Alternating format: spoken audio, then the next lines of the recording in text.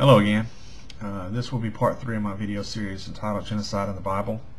Part 1 I dealt with some definitions and demonstrated that the definition of genocide does not fit the military campaigns of Israel in the Old Testament.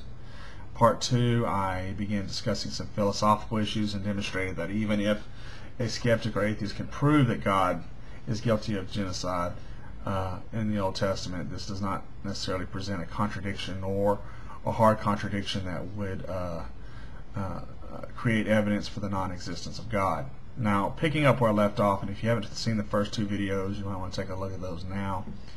I still want to discuss a little bit of philosophy, and I want to begin this video by asking a question, a simple question, and that is, did God have an alternative? Did God have an alternative when dealing with the Canaanites of the books of Deuteronomy and Joshua? Did he have an alternative when he dealt with the Midianites in Numbers 31, and did he have an alternative with the dealing of the Amalekites in 1 Samuel 15? Unfortunately, in life, there are times where there are no pleasant alternatives. To say that there must be some other way or there must be a better way is avoidance, given everything we know about ancient history and the situations in which these stories take place. It's highly likely that there were no pleasant alternatives. In today's society, for a husband who has to decide to end the life of a baby through abortion to save the life of his wife, to say that there must be another way is a bitter fantasy world. And this is a good place for a hypothetical situation. In philosophical ethics, one of the major hypothetical scenarios one discusses is the lifeboat ethics. The instructor paints the lifeboat scenario. You're a captain of a passenger boat, responsible for the lives of your passengers, in which has an accident in the middle of shark-infested waters. No messages of help are sent before the crash, so rescue is not expected or likely.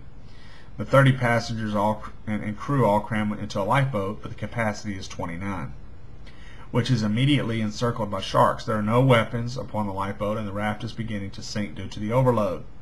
The nearest island, deserted of course, can be seen, but you cannot reach it without at least one passenger jumping out of the lifeboat to certain death by being fought over and eaten by sharks. And you as a captain cannot martyr yourself, since you only have the necessary skills to help the 29 people survive once you get ashore, etc. The probability of the boat sinking it with the 30 people in it is 100%, and the probability of being fought over and eaten by sharks once in the water is 100%, and the probability of outside intervention or rescue is 0%. Now, you ask for a volunteer to give their life to save the group. If only one person decides to give his or her life for the other 29, then the 29 have a decent chance of making it to shore and surviving. Of course, no one volunteers after repeated request. You are now forced with killing one against someone's will, one innocent person, or letting 30 innocent people die in the jaws of sharks. What do you do? Now, I'm going to start turning our attention now to some specific cases in the Old Testament, and that being the alleged genocide of the Canaanites. The question is often asked, how could the God of love order the massacre or annihilation of the Canaanites? On those very rare occasions when God displays his judgment in the Old Testament within human history, it is very sobering, one which we find generally disturbing. It reminds us that ethics is just another branch of philosophy, and even though each recorded case, regardless of scale, should trouble us, the case of God's alleged ordering the Israelites to annihilate the Canaanites has always been particularly disturbing to our status quo of sensibilities. So people will say things such as, the entire concept of a God of justice and mercy ordering the slaughter of thousands of people many who may be patently innocent on many occasions, I find important. It is easy to believe that such writings could be the attempted self-justification of a territorially minded people who excuse their aggression and genocide against other nations as divine instructions. It is almost impossible to believe that such writings are an accurate description of a God who has infinite love for people of all races. Is the God of the Old Testament merely sanctioning genocide or commanding it? Isn't this God merely an invention of the Jews' own political land-gaining ends? First of all, to better understand the extent of the matter of these passages, you should take the time to read Deuteronomy chapter 7, verses 1 through 5, Deuteronomy chapter 20, verses 16 through 18, and Joshua chapter 12, verses 7 to 24. At first glance, it looks like Yahweh is taking the initiative in the matter and is ordering Israel to wipe out 7 to 10 nations without pity and without compromise, and that he intends to give these nations their lands to Israel for their possession. At the end of Joshua's military campaign, a list of 31 conquered kings is given. The Israelites' campaign wasn't a perfect one.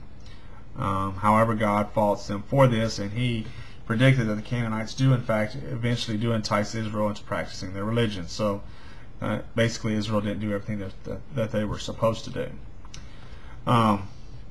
Obviously, there are a couple good questions hiding in here. First of all, did God actually command Israel to do this, and did they just invent this sanction to justify territorial greed or genocidal tendencies? Number 2, why would God use a nation as questionable as the post-Exodus Israelites to deliver his judgment on the Canaanites? Why not just do what he did in other parts of the Old Testament, use natural disasters or earthquakes, such as found in Numbers 16, or a volcanic type phenomenon as seen in Genesis 19, or a plague as seen in 2 Kings 19? Another question is, what about all the innocent people killed in the holy war, or the families, or what about the good Canaanites, etc.? Even if it is okay for God to execute judgment on nations within history, why didn't he only kill the evildoers? And of course, another good question would be, doesn't wholesale slaughter of nations seem a little incompatible with a God of love and mercy? Now, these are not simple or light questions, and especially if your heart is right, and so we must be very thorough in our analysis of the situation. We will need to approach this issue from a number of different sides to make sure that we can see it clearly from a large enough perspective. The first question I want to tackle is, do we have any precedents or paradigm cases or similar incidents of such orders, actions to annihilate? There are a few situations in the Old Testament which something like this it either occurs or is ordered. For example, Sodom and Gomorrah, the flood of Noah, and the Amalekites. And I'm gonna spend a little bit of time in this video and the next video discussing the Amalekites, and then I'm gonna spend a lot more time in later videos getting a little bit more detailed, because the Amalekites does fit the ordered sanctions, and those are the cases I primarily want to deal with in this series, is the things that Israel was ordered to do. And then, of course, we're going to look at one anti-example, what I call an anti-example, and that's going to function as the control data, and that is Nineveh, which is found in the book of Jonah. Now, in the next video, I'm going to pick up with the story of Sodom and Gomorrah and demonstrate a definite pattern when it comes to God's judgment in the Old Testament. Thank you.